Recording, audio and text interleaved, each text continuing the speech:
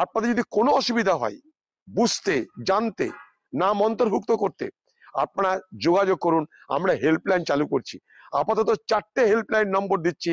এটা প্রত্যেকটা ব্লকে ব্লকে আমরা একটা করে হেল্পলাইন নম্বর দেব। মুর্শিদাবাদে মানুষ বিন্দু মাত্র চিন্তা করবেন না, একটাও বৈধ ভোটারের নাম মুর্শিদাবাদ জেলায় কাটা যাবে না।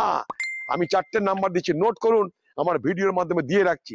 1, যদু ঘোষ, তার নাম্বার 9732338848। আবার বলছি 9732338848, যদু ঘোষ 1 নম্বর।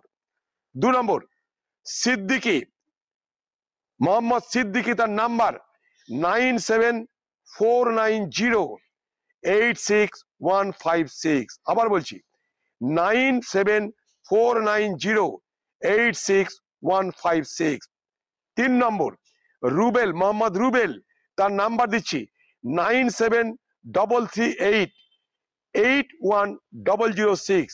আবার বলছি 9733881006। আর একটা নাম্বার দিচ্ছি নুরুজ্জামান, তার নাম্বার 915345348693। আমরা নাম্বারগুলো দিয়ে রাখলাম। কোথাও যদি কোনো অসুবিধা হয় আপনাদের, এনারাই আপনাদেরকে বলে দিবে কোন ব্লকে কার সঙ্গে যোগাযোগ করবেন। কারণ প্রত্যেকটা ব্লকে আমাদের বিএলএ এবং এই এসআর দেখভালের জন্য আমরা হেল্পলাইন চালু করছি। পশ্চিমবঙ্গের সরকারের কাছে আমার আরেকটা দাবি, পশ্চিমবঙ্গ সরকারের দাবি একটাই, যে সাধারণ মানুষ তাদের ভোটার লিস্টে নাম অন্তর্ভুক্ত বা কেটে দেওয়ার জন্য যে যে কাগজের তাদের দরকার, যে যে ডকুমেন্টের দরকার, প্রশংসাপত্রের দরকার, সেগুলো তারা জোগাড় করতে যাচ্ছে বিডিও, পঞ্চায়েত, এসডিও অফিসে। দয়া করে বলে দিন পশ্চিমবঙ্গের সেই সমস্ত দপ্তরের লোকদের, আপনার পার্টির লোকদের, যেন school, college, panchayat, BDO, SDO কোথাও যেন মানুষের দুরবস্থার সুযোগ নিয়ে তাদের কাছে টাকার বিনিময়ে সার্টিফিকেট এই গল্প চালু না করে।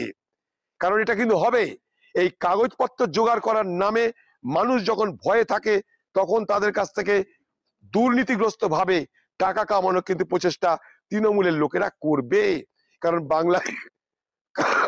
কারণ বাংলায় সবকিছুর অভাব থাকতে পারে, কিন্তু তৃণমূলের সৌজন্যে এই বাংলায় চোরের আর দুর্নীতিগ্রস্ত ব্যক্তির কোনো অভাব নেই।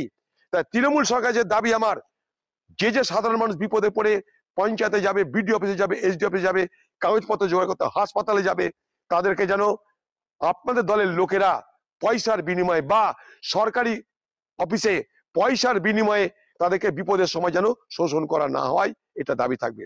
তাই বাংলার মানুষ একদিকে বিজেপি, আরেকদিকে টিএমসি, এই ভোটকে সামনে রেখে যে বিভাজনের রাজনীতি করছে, সেই বিভাজনের রাজনীতি আপনারা সফল হতে দেবেন না। ভুলে যাবেন না এনআরসির গল্প, আতঙ্ক ছিল, বাস্তবে কিছু হয়নি। ভুলে যাবেন না নাগরিক আইনের গল্প, আতঙ্ক তৈরি করা হয়েছিল, ভোট শেষ, কোনো গল্প আর হয়নি। ঠিক একইভাবে এই এসআইআর এর গল্প, ভোট পর্যন্ত তারপর আর কিছু থাকবে না। কিন্তু একটা বৈধ ভোটারের নাম এই বাংলায় কংগ্রেস থাকতে এবং মুর্শিদাবাদ জেলায় কংগ্রেস থাকতে আমরা একটা বৈধ ভোটারের নাম বাদ হতে দেব না।